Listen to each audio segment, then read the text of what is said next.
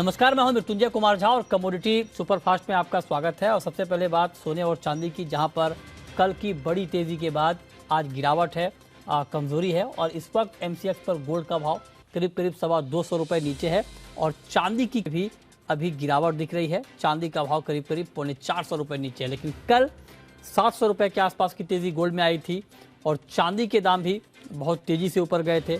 1400-1500 रुपये की तेजी हमने चांदी में देखी थी। 62,000 के ऊपर चांदी का भाव गया था।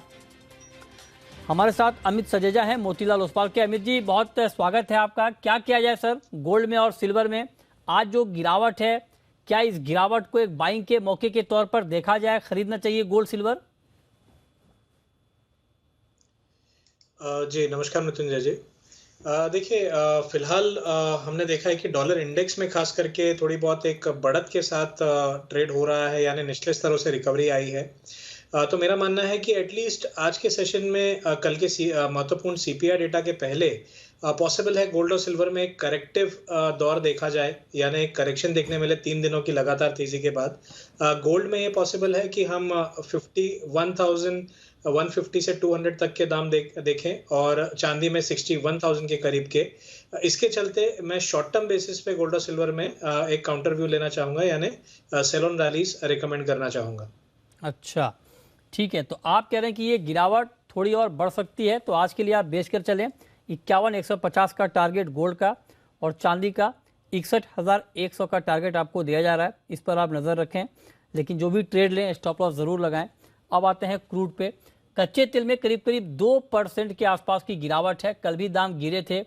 गिर इसलिए रहे हैं दाम क्योंकि चीन में डिमांड घटने की आशंका लगातार बनी हुई है और न सिर्फ बनी हुई है बल्कि ये आशंका बढ़ भी रही है। बढ़ इसलिए रही है क्योंकि वहां पर कोविड के मामले बढ़ने लगे हैं। तो ऐसे में क्या कच्चा तेल भी बेचा जाए अमित जी? जी देखिए, इन जनरल पिछले 2 या 3 सेशंस में हमने देखा है कि कच्चे तेल में जब से चीन का भी न्यूज़ आया है, दोबारा लॉकडाउन की स्थिति बन रही है कुछ शहरों में, उसके बाद लगातार डिमांड में जो नरमी आ सकती है, उसके चलते कहीं ना कहीं कच्चे तेल में भी बिकवाली के आसार दिखे हैं। मुझे लगता है कि आज के सेशन में भी थोड़ी बहुत शॉर्ट कवरिंग आ सकती है 7,280 से 7,300 तक, बट उस मूव का या उस रैली का फायदा लिया जा सकता है बिकवाली करने के लिए।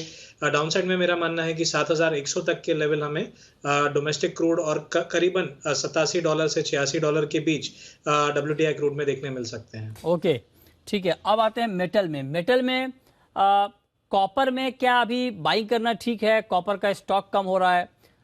LME पर काफ़ी कम हुआ है कॉपर का स्टॉक।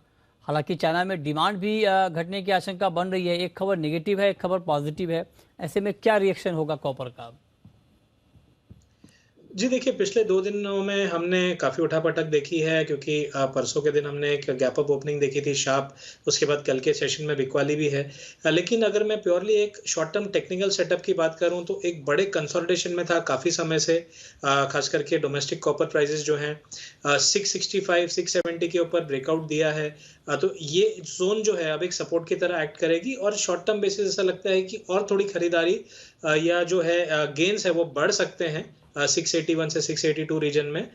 तो मैं उस मूव के लिए फिलहाल 673 के करीब ही बाइंग रिकमेंड करना चाहूंगा और अपसाइड में 681 का टारगेट लेके चला जा सकता है। ठीक है, तो ये राय आपकी है कॉपर के ऊपर। अच्छा, नेचुरल गैस में भी कल बहुत बड़ा एक्शन था। आज मार्केट हालांकि बहुत रेंज में है, 503 के आसपास है। कल बहुत तेज गिरावट आई थी। आज क्या किया जाए नेचुरल गैस में? देखिए, प्योरली शॉर्ट कवरिंग मूव के हिसाब से मैं समझता हूं कि यहाँ पर एक अपसाइड मूव आ सकता है। 495 से 500 के बीच मुझे एक सपोर्ट जोन दिखाई दे रही है और काफ़ी हद तक हमने काफ़ी बड़ा सेल ऑफ 590 से लगातार एक बिकवाली का दौर देखा है। मुझे लगता है कि एक ब्रीफ शॉर्ट कवरिंग मूव हमें 525 तक दिखाई देगी। लक्ष्य के लिए बाइकिंग और 498 के करीब बाइंग। ठीक है, तो ये राय आपकी हो गई कॉपर पे।